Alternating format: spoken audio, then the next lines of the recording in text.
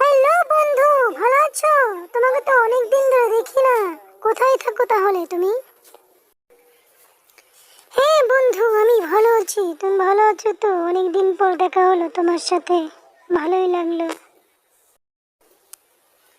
হ্যাঁ বন্ধু, তুমি এখন কি কাজ করছো তাহলে? জীবন চলে কি করে? ওই আর কি করার, দেশে আর কোনো কাজ পাওয়ার অভাব হয়ে গেছে।